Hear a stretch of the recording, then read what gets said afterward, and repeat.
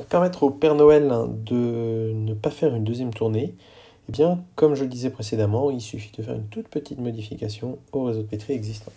Alors, il y a deux stratégies possibles. La première stratégie, qui était celle à laquelle j'avais pensé, c'était de rajouter donc une place, ici, et cette place devra posséder un jeton afin de pouvoir activer T1.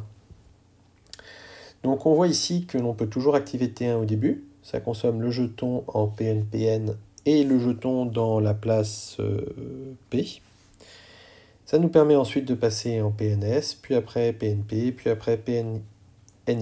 Et ensuite, quand on fait T4, on récupère un jeton en PNPN. Néanmoins, le jeton en P a disparu, n'a pas été régénéré. Pour cela, il faudrait avoir une flèche ici, mais ce n'est pas le cas, on n'a pas de flèche. Donc une fois que le jeton est consommé une fois, on ne peut pas le régénérer, ce qui fait que T1 ne peut être exécuté qu'une seule fois, et ce qui permet de garantir que le Père Noël ne fait qu'une seule tournée. Une autre stratégie, tout aussi valable, consiste à simplement dire qu'au départ, il n'y a pas un, alors je vais le faire en noir, pas de raison de le faire en rouge, il n'y a pas un, mais deux jetons dans PNPN et qu'il faut deux jetons pour pouvoir activer T1. Donc c'est un petit peu l'équivalent de P, sauf qu'on fusionne PNPN et P. On met deux jetons dans cet état. On dit que pour commencer la tournée, il faut qu'il y ait deux jetons dans PNPN et on pourra ainsi faire la tournée du Père Noël. Lorsqu'on reviendra à T4, étant donné que la première fois qu'on active T1, on n'a qu'un seul jeton dans PNS. Une fois qu'on active T2, le jeton est dans PNP. Une fois qu'on active T3, le jeton est dans PNNY. Et enfin, une fois qu'on active T4, le jeton revient dans PNPN. On ne peut plus activer T1 car il nous faut deux jetons pour l'activer. C'est une solution très élégante qui fonctionne aussi et permet donc de répondre à la question. Alors, la question 3. La question 3, cette fois-ci, s'intéresse à la tournée du Père Fouettard.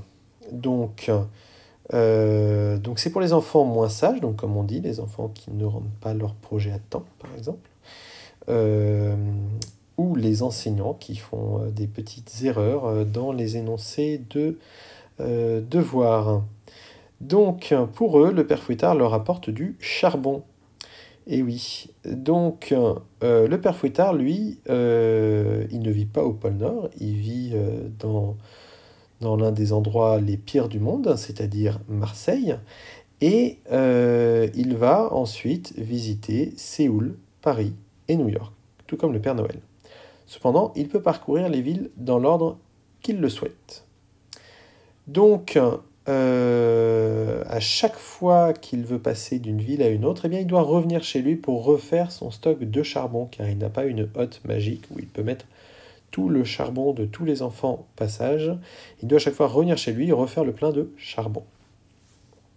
Donc on veut représenter les étapes de la tournée du Père Fouettard à l'aide d'un nouveau réseau de pétri.